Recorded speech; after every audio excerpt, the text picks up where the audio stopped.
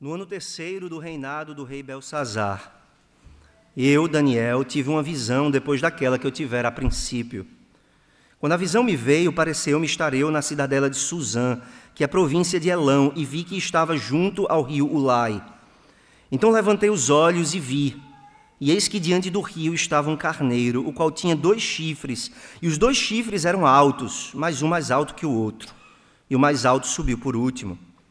Vi que o carneiro dava marradas para o ocidente, e para o norte, e para o sul, e nenhum dos animais lhe podia resistir, nem havia quem pudesse livrar-se do seu poder.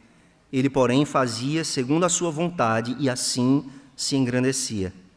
Estando eu observando, eis que um bode vinha do ocidente sobre toda a terra, mas sem tocar no chão. Este bode tinha um chifre notável entre os olhos. Dirigiu-se ao carneiro que tinha os 2 chifres, o qual eu tinha visto diante do rio, e correu contra ele com todo o seu furioso poder. Viu chegar perto do carneiro e, enfurecido contra ele, o feriu e lhe quebrou os 2 chifres, pois não havia força no carneiro para lhe resistir. E o bode o lançou por terra e o pisou aos pés, e não houve quem pudesse livrar o carneiro do poder dele. O bode se engrandeceu sobremaneira, e na sua força quebrou-se-lhe o grande chifre, e em seu lugar saíram 4 chifres notáveis para os 4 ventos do céu. De um dos chifres saiu um chifre pequeno, e se tornou muito forte para o sul, para o oriente e para a terra gloriosa. Cresceu até atingir o exército dos céus. Alguns do exército e das estrelas lançou por terra e os pisou. Sim, engrandeceu-se até o príncipe do exército. Dele tirou o sacrifício diário e o lugar do seu santuário foi deitado abaixo. O exército lhe foi entregue com o sacrifício diário por causa das transgressões e deitou por terra a verdade, e o que fez prosperou. Depois ouvi um santo que falava, e disse outro santo àquele que falava: até quando durará a visão do sacrifício diário e da transgressão assoladora, visão na qual é entregue o santuário e o exército, a fim de serem pisados? Ele me disse: até 2.300 tardes e manhãs, e o santuário será purificado. Havendo eu, Daniel, tido a visão, procurei entendê-la. E eis que se me apresentou diante uma como aparência de homem, e ouvi uma voz de homem de entre as margens do Ulai, a qual gritou e disse: Gabriel, dá a entender a este a visão. Veio, pois, para perto de onde eu estava. Ao chegar-se ele, fiquei amedrontado, e prostrei-me com o rosto em terra. Mas ele me disse: entende, filho do homem, pois esta visão se refere ao tempo do fim. Falava ele comigo quando caí sem sentidos, rosto em terra. Ele, porém, me tocou e me pôs em pé no lugar onde eu me achava. E disse: eis que te farei saber o que há de acontecer no último tempo da ira, porque esta visão se refere ao tempo determinado do fim. Aquele carneiro com 2 chifres que viste são os reis da Média e da Pérsia. Mas o bode peludo é o rei da Grécia. O chifre grande entre os olhos é o primeiro rei. O tecido quebrado, levantando-se 4 em lugar dele, significa que 4 reinos se levantarão deste povo, mas não com força igual à que ele tinha. Mas no fim do seu reinado, quando os prevaricadores acabarem, levantar-se-á um rei de feroz catadura e especialista em intrigas. Grande é o seu poder, mas não por sua própria força. Causará estupendas destruições, prosperará e fará o que lhe aprouver, destruirá os poderosos e o povo santo. Por sua astúcia nos seus empreendimentos, fará prosperar o engano, no seu coração se engrandecerá e destruirá muitos que vivem despreocupadamente. Levantar-se-á contra o príncipe dos príncipes, mas será quebrado sem esforço de mãos humanas. A visão da tarde e da manhã que foi dita é verdadeira. Tu, porém, preserva a visão, porque se refere a dias ainda muito distantes. Eu, Daniel, enfraqueci e estive enfermo alguns dias. Então me levantei e tratei dos negócios do rei. Espantava-me com a visão e não havia quem a entendesse. Amém. Vamos orar mais uma vez. Tu tens nos iluminado, Senhor, cada vez que abrimos a Tua palavra para expor. Tu tens dado luz àqueles que pregam e tens dado luz àqueles que ouvem. Mas nós não fazemos pouco caso do Teu Espírito, Senhor, e nem ignoramos a nossa necessidade e dependência do Senhor para entender e aplicar a Tua palavra.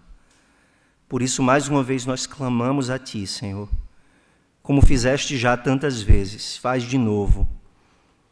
Ilumina os olhos do nosso entendimento, nos faz entender a Tua palavra e nos faz ver nessa visão tão complexa e difícil a glória do nosso Senhor Jesus Cristo, em nome de quem oramos. Amém. No tempo que eu e Laura moramos nos Estados Unidos, os primeiros meses que nós estávamos lá, houve um episódio interessante. Há um período, né, no ano americano e nas estações americanas, em que tufões e tornados e vendavais são mais frequentes. E aconteceu um dia de nós estarmos em casa, já estávamos deitados para dormir, e começou um grande vento na casa onde nós estávamos, e nós éramos um grupo de 7 brasileiros morando ali perto do seminário naquela época, e nós começamos a nos comunicar uns com os outros. E uns estavam com medo, uns com muito medo, outros com menos medo, mas nós não nos preocupamos muito com o que estava acontecendo. E aí veio um dia em que faltou energia por conta desse vendaval. Faltou energia e nós não estávamos preparados para lidar com aquilo. Nos Estados Unidos, pelo menos na maioria das casas, você não tem gás, certo? Então, o fogão é elétrico, o forno é elétrico, o ar-condicionado é elétrico, o micro-ondas é elétrico.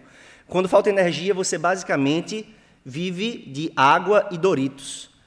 E nós que não estávamos preparados, ficamos assim. Os brasileiros, um tentando ajudar o outro, suprindo aquilo que tinha, e essa falta de energia durou alguns dias. E aí nós falávamos com nossos amigos americanos para saber se eles estavam bem, e eles disseram, sim, a gente tem um gerador aqui no porão, certo? Já preparados para lidar com esse tipo de situação, porque quando falta energia, de fato, é um transtorno muito grande. Nós vimos, então, a diferença entre você saber o que vai acontecer e estar preparado para aquilo que pode acontecer, e você estar totalmente despreparado e desprevenido. Irmãos, eu não sei se você já ouviu, talvez você até já tenha dito isso. Ninguém está preparado para a morte. Ou ninguém está preparado para o sofrimento. Ninguém está preparado para a doença, ninguém está preparado para o luto. E a verdade, irmãos, é que a Bíblia nos diz exatamente o contrário. A Bíblia nos encoraja, vez após vez, a estarmos prevenidos quanto ao mal que pode nos acontecer.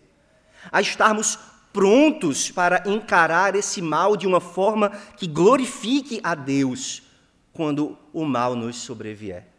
Nós somos desafiados pelas Escrituras constantemente a esperarmos pelo dia mau e esperarmos por esse dia com fé, com preparação, com esperança, com perseverança, para que quando esse dia chegar, nós não sejamos pegos de surpresa. O texto que nós acabamos de ler, ele é uma mensagem divina a Daniel, dizendo a Daniel que ele precisa se preparar para dias piores. Faz algum tempo que nós examinamos o livro de Daniel, então deixa eu lembrar você onde nós estamos. Daniel tem 12 capítulos, os 6 primeiros capítulos contam histórias sobre Daniel e seus amigos vivendo no cativeiro babilônico. São narrativas que nos mostram a fidelidade de Deus, o cuidado de Deus, a proteção de Deus sobre aqueles que lhe pertencem, e também mostram a coragem e a fidelidade desses jovens judeus que vão vivendo e envelhecendo numa terra pagã.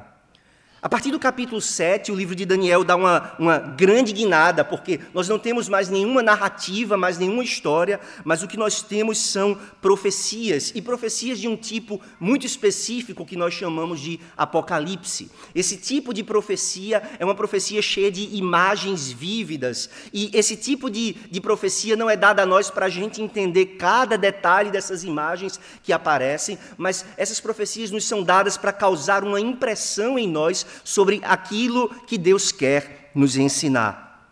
Daniel tem, nos capítulos 7 a 12, 4 visões. 4 profecias são dadas a ele.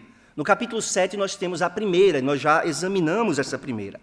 Daniel vê 4 bestas, 4 animais, e é anunciado a Daniel, é explicado a Daniel, que esses 4 animais representam 4 reinos que vão surgir entre o tempo de Daniel e a vinda do Senhor Jesus Cristo. Nós vimos no capítulo 7 que esses reinos são o reino da Babilônia, o reino Medo-Persa, o reino da Grécia e o Império Romano. 4 reinos humanos que aparecem antes da chegada do Senhor Jesus Cristo no início da nossa era. Aqui no capítulo 8 de Daniel, o que nós temos então é a segunda visão. A segunda dessas 4 profecias que Daniel vai receber. E o que essa profecia vai ensinar a Daniel é que antes de ficar bom, vai ficar ruim. Antes de melhorar, vai piorar um bocado.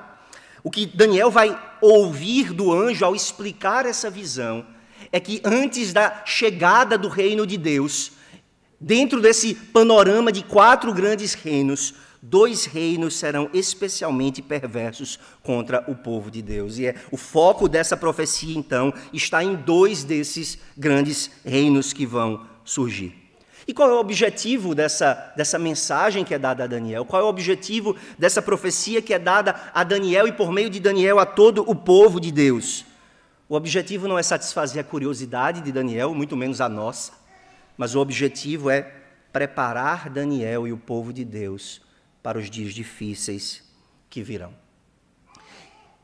E o foco dessa mensagem de preparação é a providência de Deus.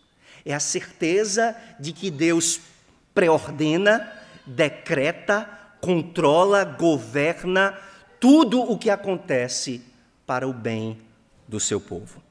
O que nós vamos aprender hoje pela manhã, então, irmãos, nesse texto, é que a certeza dessa santa e soberana providência de Deus prepara a igreja para dias de profunda escuridão.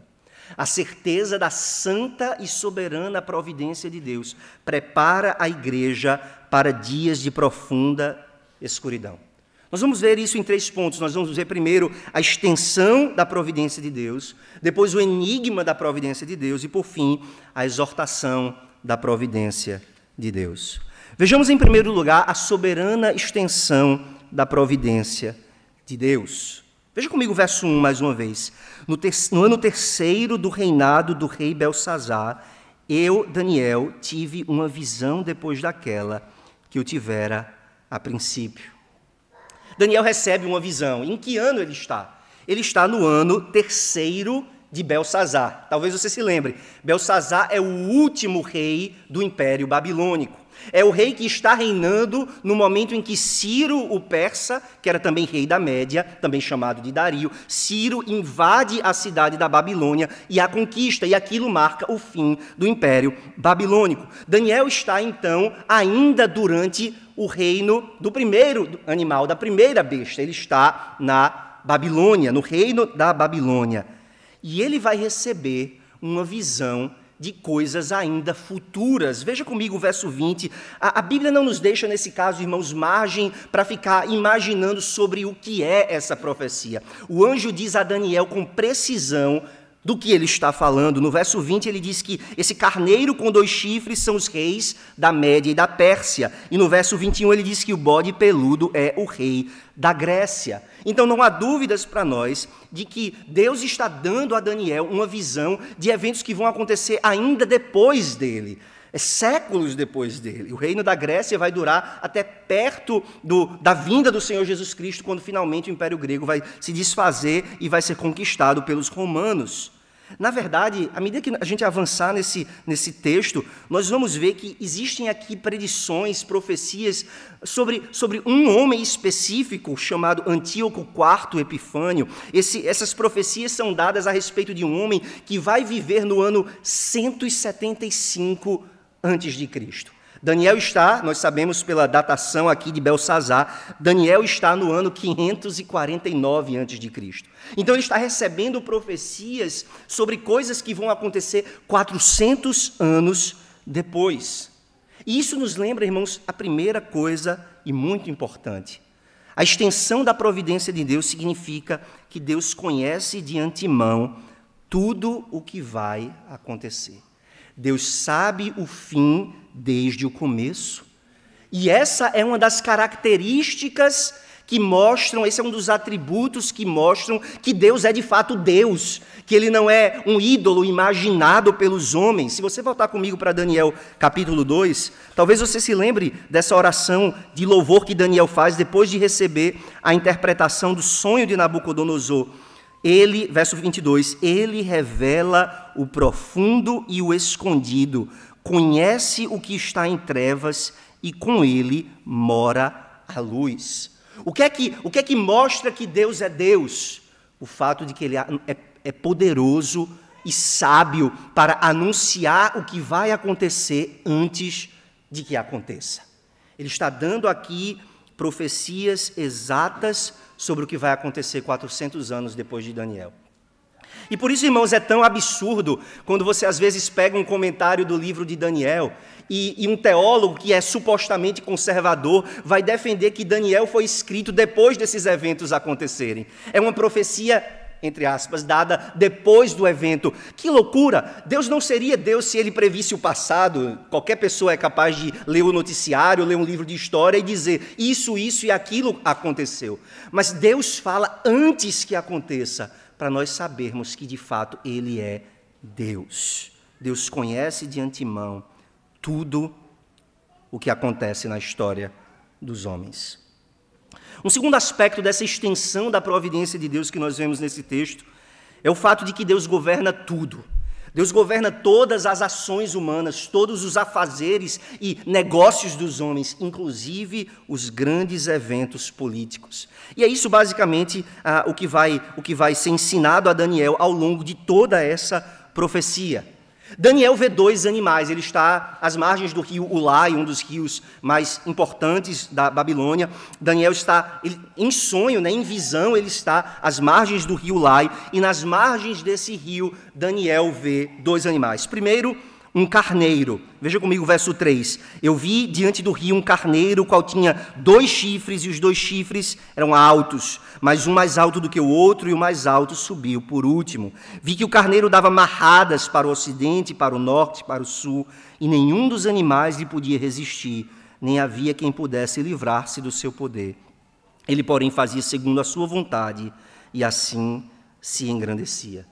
Nós já dissemos que no verso 20, Gabriel explica de forma taxativa que esse carneiro é o império medo-persa. E isso explica porque o carneiro tem um chifre maior do que o outro. O lado persa desse império sempre foi, desde a conquista de Ciro, sempre foi mais proeminente, foi o lado que prevaleceu. E esse carneiro sai conquistando para todos os lados, para 3 lados, na verdade, para o ocidente, para o norte e para o sul. E ele vai aumentando, se expandindo, e o texto diz que ele vai se engrandecendo. Daniel está recebendo uma profecia de como o império persa vai se espalhar e conquistar grande parte do mundo antigo.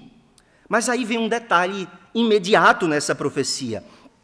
Esse rei, esse império vai crescer, ele vai se expandir, ele vai se espalhar, mas não por muito tempo. Logo em seguida, enquanto esse carneiro se expande e conquista todos os animais, aparece um outro animal, um bode com um chifre notável. Veja o verso 5. Um bode vinha do ocidente sobre toda a terra, mas sem tocar no chão. Este bode tinha um chifre notável entre os olhos. De novo, a explicação é dada pelo anjo. Não precisamos de muito esforço. O bode peludo, diz no verso 21, é o rei da Grécia. E o chifre grande entre os olhos é o primeiro rei. O primeiro rei do Império Grego é ninguém mais, ninguém menos do que Alexandre o Grande, conhecido em todos os livros de história. Alexandre estudou aos pés do próprio Aristóteles, o grande filósofo, e Alexandre empreendeu nos anos 331 a 323 a.C. aquilo que se considera a maior campanha militar já empreendida até os dias de hoje. Nenhuma operação militar é considerada tão bem sucedida quanto aquela que Alexandre empreendeu 2.300 anos atrás. Nessa sua campanha de expansão, O Império Grego, que era um pequeno reino na Macedônia, se espalha e conquista toda a Europa, todo o norte da África, o Egito, o que hoje é a Turquia, a Síria. Ele chega até mesmo ao lado ocidental da Índia e só não atravessa para o lado oriental porque ele não quis. Alexandre rapidamente conquistou todo o mundo conhecido de sua época. Mas preste atenção, o texto diz, e isso ele fez em 10 anos, em menos de 15 anos, quando ele tinha apenas 30 e poucos anos de idade, ele já tinha conquistado todo o mundo conhecido de sua época. Ele é tão rápido que é descrito aqui como um bode que voa, ele corre sem tocar no chão. Mas tão rápida quanto é a sua conquista, é a sua destruição. Veja comigo o verso 8. O bode se engrandeceu sobremaneira, e na sua força quebrou-se-lhe o grande chifre. Tão rápido quanto ele conquista, ele desaparece. E Alexandre morreu aos 32 ou talvez 33 anos de idade. E tudo isso está sendo previsto por Deus.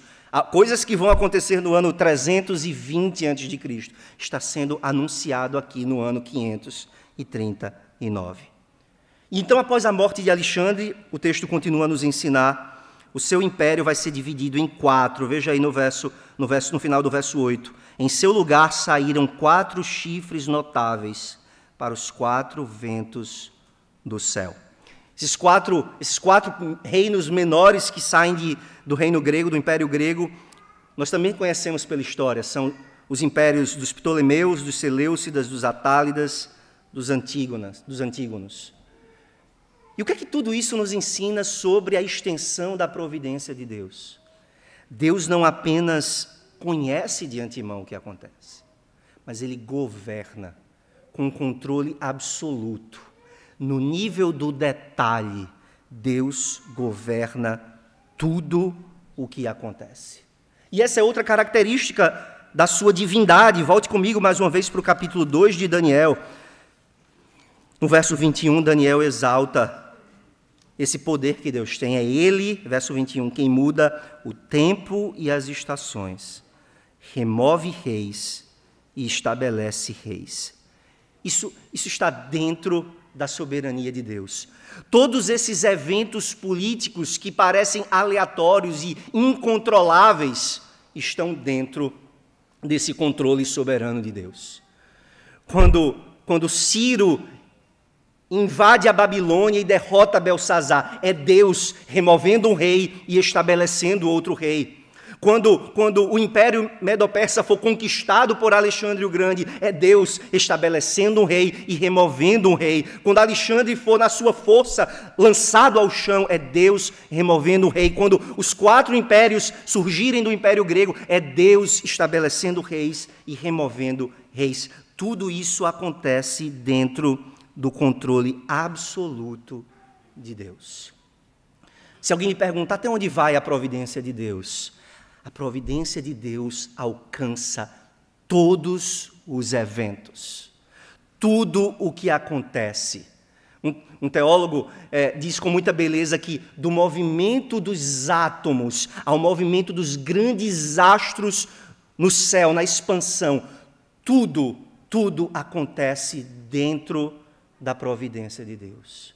A nossa confissão, os nossos catecismos dizem que pela sua santa, sábia, soberana providência, Deus ordena e faz acontecer tudo o que de fato vem a acontecer. Nada escapa do seu controle.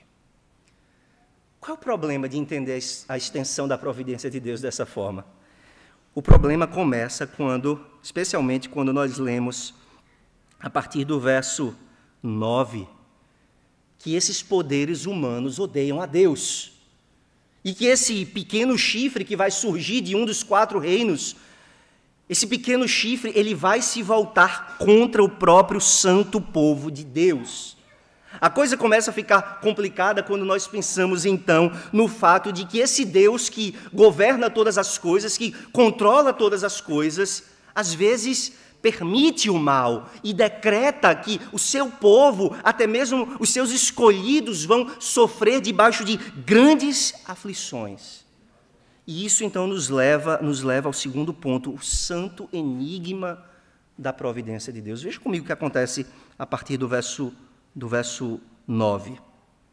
De um dos chifres, isto é, daqueles 4 chifres, saiu um chifre pequeno e se tornou muito forte para o sul, para o oriente e para a terra gloriosa. Aqui surge o povo de Deus, sendo chamado por vários nomes, aqui pelo nome de terra gloriosa. Esse pequeno chifre que nasce no meio de um desses 4 reinos, ele tem um incômodo especial com o povo judeu. Ele tem uma inimizade particular contra a terra da Judéia e a cidade de Jerusalém. E é isso que coloca ele no foco dessa passagem. Nós falamos um pouco de Alexandre, mas Alexandre o Grande tem muito pouca importância dentro dessa narrativa, porque Alexandre basicamente conquistou a terra da Judéia e a deixou quieta, não se intrometeu muito nos afazeres do povo judeu que estava ali. Mas esse pequeno chifre que sai de um dos 4 chifres, ele tem uma inimizade especial, ele tem um ódio particular contra o povo de Deus, e por isso ele é trazido à tona aqui. A dificuldade de expor uma passagem como essa é que nós sabemos muito pouco de história, né? Qualquer judeu do século I, da época de Cristo, saberia exatamente de quem se está falando aqui. Mas nós mal conhecemos os nossos presidentes, quem dirá conhecer esse imperador de um reino que a gente talvez nunca tenha ouvido falar, o Império Seleucida. Quem é esse homem, irmãos, que está aqui? Esse homem é um inimigo particular do povo de Deus.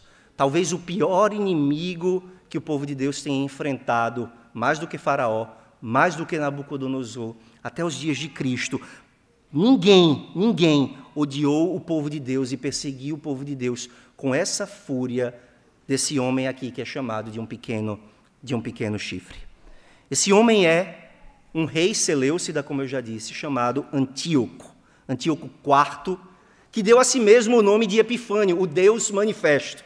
Pensem na humildade de um homem que se apelida de o Deus ilustre ou o Deus manifesto. Os seus inimigos o conheciam como Antíoco Epimanes, Antíoco louco, o incorrigivelmente louco. Ele foi o rei do Império Seleucida nos anos 175 a 164 a.C. E o que foi que esse homem fez? Ele tinha um desejo no coração. Ele amava a cultura grega, ele amava a filosofia grega, a política grega, a arte grega, os deuses gregos. E ele disse, dentro do meu reino, todas as nações, todos os povos, todas as tribos que estão debaixo do meu domínio vão ter que se amoldar à cultura grega. O seu objetivo era helenizar o seu reino, transformar o seu reino em um reino perfeitamente grego. O problema é que havia essa pequena província no meio do seu reino, conhecida como a Judéia. E ali havia um povo que não adorava Zeus. Ali havia um povo que tinha o seu próprio templo e que nesse seu próprio templo oferecia sacrifícios a um Deus chamado Jeová ou Javé. E eles diziam que aquele Deus Javé era o único Deus verdadeiro. Antíoco não podia aguentar tamanha ousadia de uma pequena nação no meio do nada, desafiando a superioridade da cultura grega. E então ele decidiu intervir. A primeira coisa que ele faz, como rei Seleucida, que tem domínio sobre a Judéia, é remover todo o sacerdócio ordenado por Deus no Antigo Testamento. Todos os levitas são retirados, todos os filhos da casa de Arão são removidos do trabalho sacerdotal. E ele pega o título de sumo sacerdote e vende esse título. Quem pagar mais se torna o sumo sacerdote do templo de Deus. Acontece que há uma briga entre as 2 pessoas que queriam ser sumos sacerdotes, e Antíoco vê que a sua primeira estratégia não tinha funcionado, e o que ele faz então no ano 169 a.C.? Ele invade a cidade de Jerusalém, ele saqueia o templo e assassina milhares de judeus. 2 anos depois, não satisfeito com o que ele já tinha feito, ele resolve empreender uma segunda invasão a Jerusalém. E ele escolhe fazer isso num dia de sábado. É por isso que o texto vai dizer que ele destruirá, no verso 25, a muitos que vivem, a nossa tradução diz despreocupadamente, mas a palavra literalmente, eles viviam em tranquilidade. Eles estavam no dia do descanso, guardando o dia do Senhor. e Antíoco resolve invadir no dia de sábado. Aqueles judeus se recusam a lutar no dia do Senhor, eles se recusam a defender a sua própria vida, e praticamente todos os homens de Jerusalém são mortos a fio de espada. Isso não era o suficiente para ele não estava satisfeito em matar todos os homens da cidade. Ele faz mais, ele tira todos os direitos dos judeus. Um pai judeu não pode mais circuncidar o seu filho, ele não pode mais guardar a lei de Deus. Ele vai ao templo que ele já tinha invadido, rededica esse templo a Zeus, levanta um novo altar nesse templo, oferece sacrifícios de porcos, animais imundos segundo a lei cerimonial, a Zeus. Há quem diga que ele ofereceu até mesmo sacrifícios humanos nesse altar. E é isso que é chamado aqui no nosso texto da grande assolação. Ele comete o maior dos sacrilégios. Ele levanta um altar a um Deus estranho dentro do templo de Deus, oferece animais imundos sobre esse altar. Ele tem um ódio particular contra o Deus de Israel. O que chama a atenção no nosso texto é que em meio a tudo isso, esse é o enigma, em meio a tudo isso, a profecia diz que ele vai prosperar. Veja comigo o verso 10. Ele cresceu até atingir o exército dos céus. Alguns do exército e das estrelas lançou por terra e os pisou. Engrandeceu-se até o príncipe do exército, dele tirou o sacrifício diário, o lugar do seu santuário foi deitado abaixo. O exército lhe foi entregue com o sacrifício diário por causa das transgressões, deitou por terra a verdade e o que fez prosperou.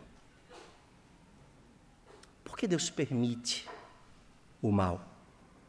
Por que Deus permite que um homem de tamanha maldade e arrogância leve vantagem sobre o seu povo?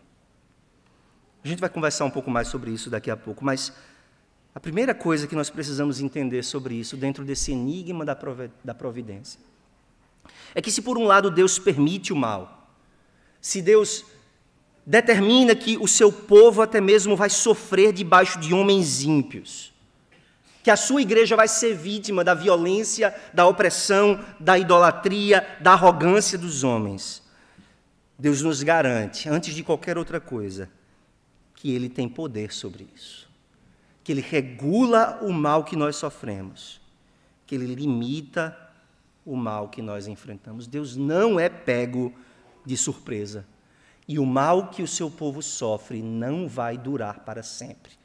E é isso que significa todos esses números aqui. Não se dê o trabalho de tentar interpretar cada um desses números aqui. A ideia, lembre-se, é linguagem apocalíptica, linguagem simbólica. A ideia é simplesmente que há um tempo determinado para o mal acontecer. E esse tempo é dito aqui. Um anjo pergunta a outro anjo, até quando? Até quando esse mal? E a resposta que é dada, até 2.300 tardes e manhãs.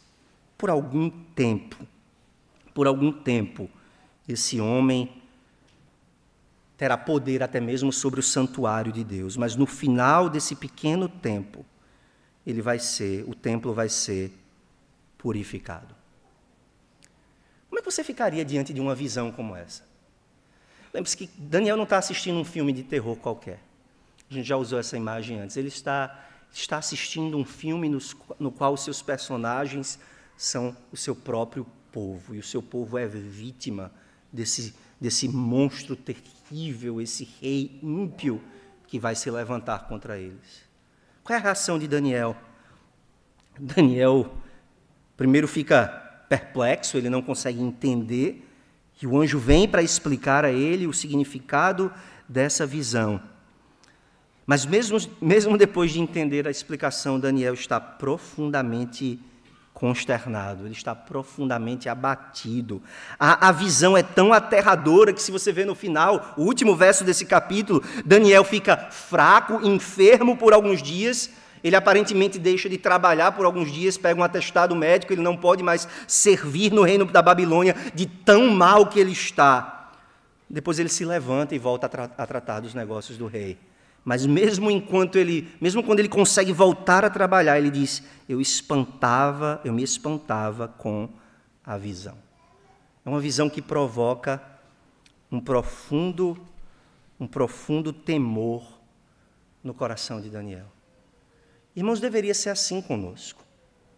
Quando nós dizemos, uma das piores coisas que nós fazemos quando nós nos deparamos com pessoas que estão sofrendo, pessoas em luto, pessoas passando por doenças, a pior coisa é nós tentarmos imitar os amigos de Jó e tentar apresentar respostas apressadas para o sofrimento. A melhor resposta que é dada no livro de Jó pelos seus amigos é o silêncio que eles dão no início.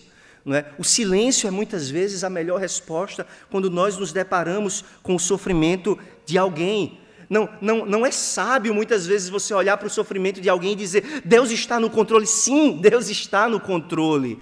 Não é muito sábio dizer: Deus é soberano. Sim, Deus é soberano. Mas não é errado se calar e ficar consternado, perplexo diante do sofrimento. Não é errado ficar sem ter o que dizer diante do luto de alguém. Pelo contrário, muitas vezes é a coisa mais sábia a se fazer. Daniel está aqui diante de uma visão de que o seu povo vai sofrer, e vai sofrer muito ainda. E a resposta que ele dá é adoecer. A reação de Daniel é adoecer. Não é errado sofrer, não é errado chorar, não é errado ficar sem palavras, não é errado não saber como lidar com a situação. E exatamente essa a reação, a primeira reação de Daniel diante do enigma. Por que Deus vai permitir tamanho mal vir sobre o seu povo? Lembre-se, já se vão 70 anos de sofrimento na Babilônia. E o que Deus está dizendo a Daniel é: ainda vem mais. Ainda vem um sofrimento debaixo dos persas. Ainda vem um sofrimento debaixo dos gregos. E quando o Império Grego se dividir, é aí que vai começar o real sofrimento, quando esse pequeno chifre, Antíoco Epifânio, se levantar. Por que Deus permite o mal? Agora a gente precisa dar algumas respostas. Nós não temos todas as respostas de por que existe o mal no mundo, e não precisamos fingir que nós entendemos perfeitamente esse santo enigma da providência. É um mistério. Inclusive, John Flavel, um dos grandes homens da Reforma Protestante, John Flavel escreveu um livro que tem esse nome, O Mistério da Providência. Nós não precisamos resolver esse mistério completamente, nós precisamos aprender a conviver com ele. Mas o texto nos dá algumas pistas de por que esse mal vai sobrevir ainda aos judeus antes de que eles sejam libertos. E a primeira pista que nos é dada é a de que o povo ainda precisa de purificação. Veja que o verso 14 diz que esse sofrimento vai durar 2.300 tardes e manhãs e o santuário será purificado. Isso vai acontecer literalmente no ano 164 a.C., quando os judeus, sob a liderança de um homem chamado Judas Macabeu, eles vão vencer a guerra, vão expulsar o Império Seleucida, vão purificar o templo, e o templo vai ser rededicado ao Deus de Israel. Esse evento que os judeus comemoram perto do nosso Natal, naquela festa que eles chamam de Hanukkah, a festa da dedicação. O templo vai ser purificado. Mas à medida que a gente avançar no livro de Daniel e nós chegarmos ao capítulo 9, nós vamos ver que não era apenas o templo que precisava de purificação. Se você virar a página comigo e for para o verso 24 do capítulo 9, você vai ver que o povo ainda está sem purificação. Mesmo depois que o santuário for limpo por Judas Macabeu, o povo ainda vai precisar de uma purificação de pecados.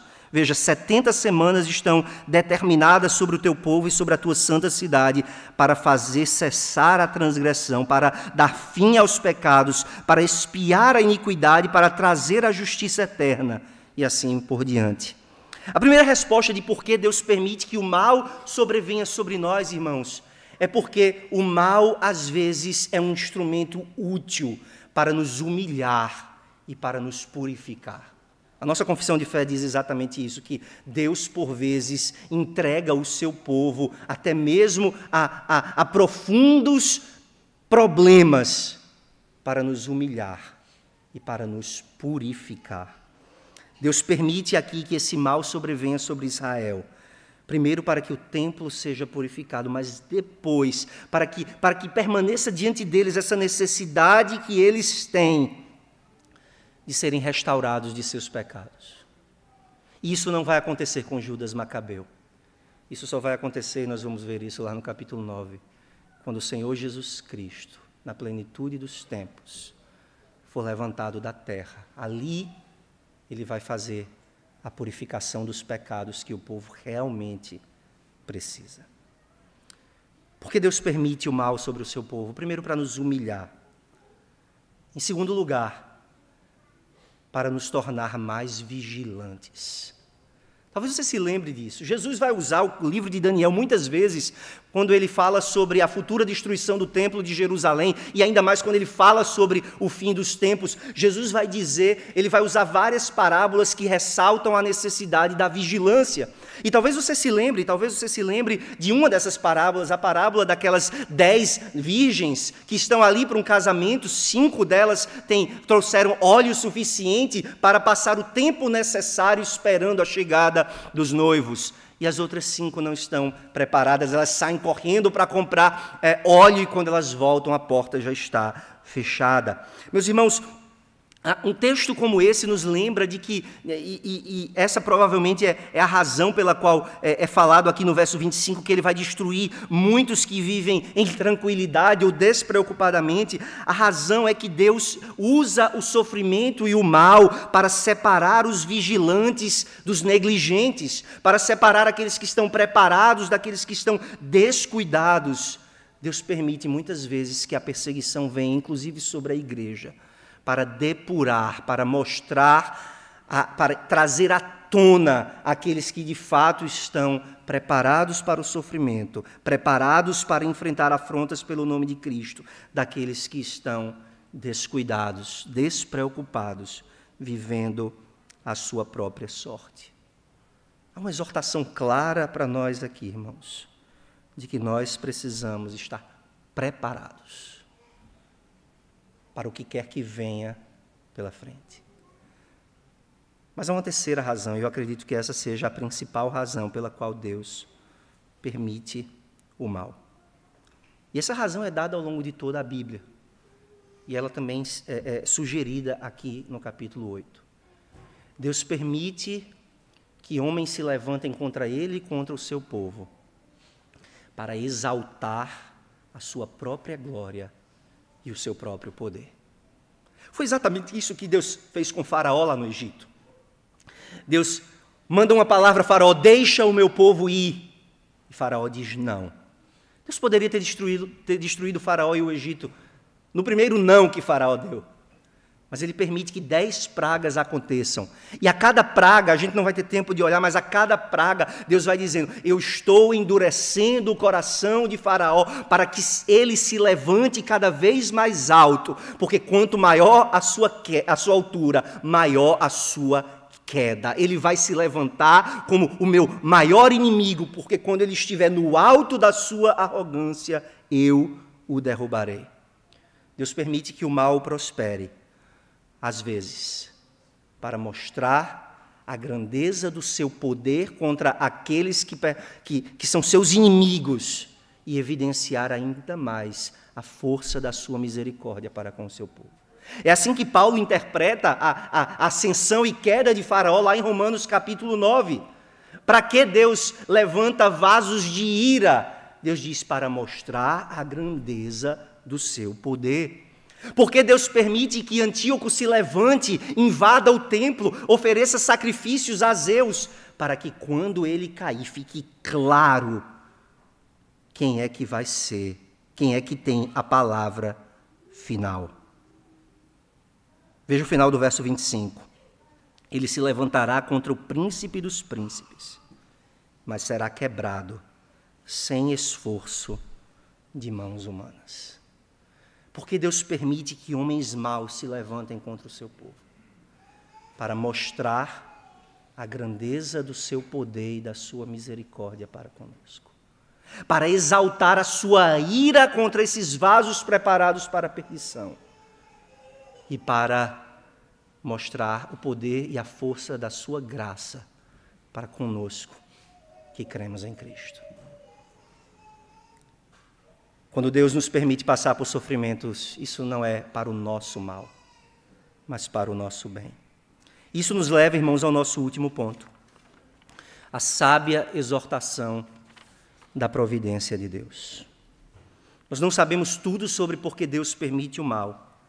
Nós sabemos que Deus não é o autor do mal, mas que ao mesmo tempo Deus governa o mal, regula o mal, limita o mal. Nós sabemos que Deus faz tudo isso para provar a sua igreja, para purificar a sua igreja, e Ele faz tudo isso para a sua glória e para o nosso bem. Mas nós precisamos olhar um pouco mais fundo para essa questão. Olhar com um pouco mais de cuidado para por que Deus permite que até mesmo o seu templo seja saqueado, para que até mesmo o seu povo seja martirizado. Nós não temos a sensibilidade judaica para entender o tamanho da afronta que Antíoco está cometendo aqui.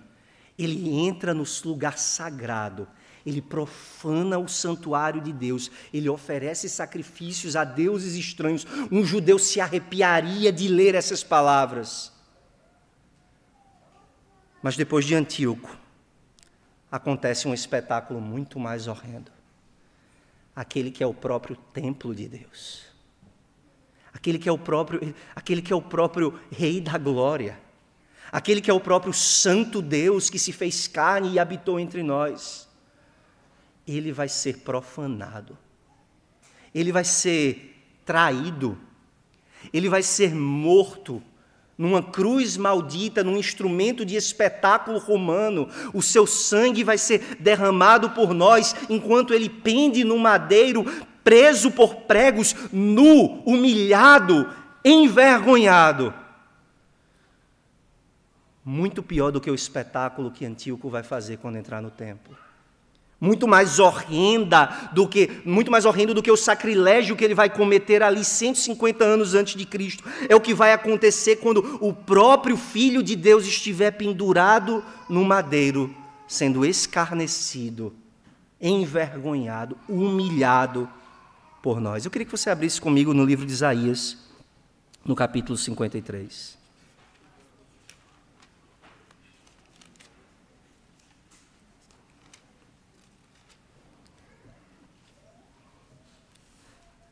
Verso 5, a partir do verso 5, ele foi traspassado pelas nossas transgressões e moído pelas nossas iniquidades. O castigo que nos traz a paz estava sobre ele, e pelas suas pisaduras fomos sarados. Todos nós andávamos desgarrados como ovelhas, cada um se desviava pelo caminho, mas o Senhor fez cair sobre ele a iniquidade de nós todos. Ele foi oprimido e humilhado, mas não abriu a boca. Como cordeiro foi levado ao matadouro, e como ovelha muda perante os seus tosqueadores, ele não abriu a boca. Por juízo opressor foi arrebatado, e de sua linhagem quem dela cogitou? Porquanto foi cortado da terra dos viventes, por causa da transgressão do meu povo, foi ele ferido. Por que Deus permite o mal? Não há lugar melhor para nós entendermos isso do que olhando para a cruz de Cristo. Na cruz de Cristo, o maior crime está sendo cometido. O próprio Deus que se fez homem, assassinado por homens ímpios, traído pelo seu próprio povo. Não há mal maior do que o assassinato do próprio Filho de Deus. E nesse assassinato ele estava fazendo o bem. No maior mal cometido no mundo, Deus estava fazendo o maior bem, perdoando pecados, restaurando o seu povo, redimindo as suas ovelhas, trazendo para si os que estavam desgarrados, purificando aqueles que estavam manchados pelas suas transgressões, no pior mal, no maior crime, no mais horrendo pecado, Ele está fazendo o bem. Agora pense em qualquer mal que você esteja enfrentando. Luto, doença, perseguição, a perda de um emprego, a dificuldade financeira, um incêndio na sua casa, qualquer que seja o mal. Que mal é esse que Deus não possa tornar em bem, se Ele tornou o assassinato do seu próprio filho em salvação para todos nós? Nós não sabemos explicar por que o mal acontece plenamente, mas nós sabemos isso. Deus é poderoso para tornar qualquer mal em bem. Eu sei que alguns de vocês têm histórias muito difíceis de suas vidas. Coisas da infância que você tem vergonha de falar, medo de falar, pavor de falar. Deus pode tornar em bem. Deus pode fazer o bem, o maior trauma da sua vida, Deus pode transformar em bem. Porque Ele já fez isso, quando na cruz do Calvário o seu Filho morreu para a nossa salvação. E essa é a primeira exortação que o Senhor nos dá quanto à sua providência. Confia que no meio do mal, Deus está fazendo o bem para aqueles que lhe pertencem. Todas as coisas cooperam para o bem daqueles que amam a Deus. Confia que Deus está fazendo o bem. Existe uma segunda exortação importante quando nós pensamos em Deus, na sua providência, permitindo o mal. E a segunda exortação é: se prepare, se prepare. A Bíblia nos exorta, como já dissemos, a estarmos prontos para enfrentar o mal. Isso inclui as coisas ruins que acontecem na nossa vida, mas isso inclui também, irmãos, o mal que pode sobrevir sobre a igreja. Não importa se você é otimista ou pessimista com relação ao futuro, a Bíblia nos ensina que nós devemos esperar que talvez dias maus venham sobre nós. Lobos querendo devorar as ovelhas, heresias entrando sorrateiramente por debaixo da porta, divisões acontecendo na igreja, apostasia, perseguição, violência, martírio. A Bíblia nos encoraja a estarmos prontos para lidar com essas coisas. É interessante que Antíoco é usado por Jesus como o modelo do anticristo. Jesus olha para Antíoco e para a história de Daniel e de Esther e para o que os judeus sabiam sobre a revolta dos Macabeus, e Jesus diz: assim como vocês viram esse homem abominável na história de vocês, vai haver outros anticristos, vai haver outros homens abomináveis fazendo abominação. E essas coisas são permitidas por Deus para confirmar aqueles que amam a verdade e para julgar aqueles que dão crédito à mentira. Exatamente assim que Paulo interpreta lá em 2 Tessalonicenses 2, e o próprio apóstolo Pedro, em 2 Pedro capítulo 3, ele diz: estejam prevenidos de antemão quanto a essas coisas, estejam prontos para quando o mal entrar até mesmo na igreja. Saibam que essas coisas podem acontecer, e quando elas acontecerem, nós precisamos estar prontos para permanecer na verdade e não dar crédito ao erro. Vocês precisam estar preparados, irmãos, não só para o mal pessoal que pode acontecer na vida de vocês, mas vocês precisam estar preparados até mesmo para um falso ensino que possa surgir na igreja, seja de um membro espalhando mentiras e falsas doutrinas, seja por um líder da igreja que talvez se afaste do evangelho. Irmãos, estejam preparados. Esta semana mesmo nós ouvimos de um homem de Deus notável caindo por um pecado sexual, mais um. Não se surpreendam com essas coisas. Orem para que Deus nos poupe disso, orem para que Deus poupe os seus pastores, os seus presbíteros disso, mas estejam preparados. O mal pode não estar tão longe de nós quanto nós queremos acreditar. Esteja alerta, não esteja dormindo quando essas coisas acontecerem. Confie no Senhor. Prepare-se. E em terceiro lugar, seja forte e corajoso. Essa palavra não é dada a Daniel para ele ficar para sempre adoecido. É uma palavra de encorajamento. O que Deus está dizendo para Daniel em tantas palavras é: Daniel, se eu sou por ti, quem será contra ti? Se eu sou pelo meu povo, quem será contra o meu povo? Nós devemos estar alertas quanto ao mal, mas nunca temerosos, amedrontados, sempre confiantes no Senhor, fortes e corajosos, sabendo quem é que peleja por nós. E nós somos então desafiados por Deus a colocarmos a nossa confiança inteiramente nele quando o dia mau chegar. A certeza da santa e soberana providência de Deus prepara a igreja para dias de profunda escuridão. Talvez esses dias estejam longe, talvez eles estejam bem perto. Nós não sabemos. O que nós sabemos? Que nós devemos nos entregar aos cuidados de Deus, que nós devemos depender dele, confiar nele, e então, vigilantes, fortalecidos no Senhor e na força do seu poder, nós somos chamados a enfrentar com fé, com confiança e com fidelidade os dias difíceis que talvez estejam vindo sobre nós. Confie então no Senhor, espera nele, prepare-se, esteja vigilante, mas seja corajoso para permanecer firme quando os inimigos de Deus se levantarem contra nós. Oremos. Em misericórdia do teu povo, Senhor, e nos fortalece. Fortalece as nossas mãos para o combate. Prepara-nos para a batalha, torna-nos vigilantes, Senhor.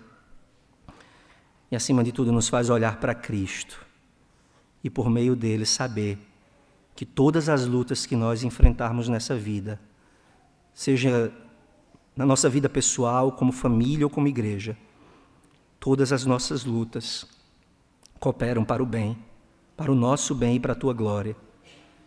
Dá-nos a certeza de que podemos confiar no Senhor, porque o Senhor já venceu essa batalha por nós. E não importa quantos inimigos se levantem contra a tua igreja, Cristo já triunfou de todos os inimigos na cruz do Calvário. Enche o teu povo, Senhor, de coragem, de perseverança, de vigilância, de fé e de fidelidade para enfrentar o dia mau. Em nome de Jesus. Amém.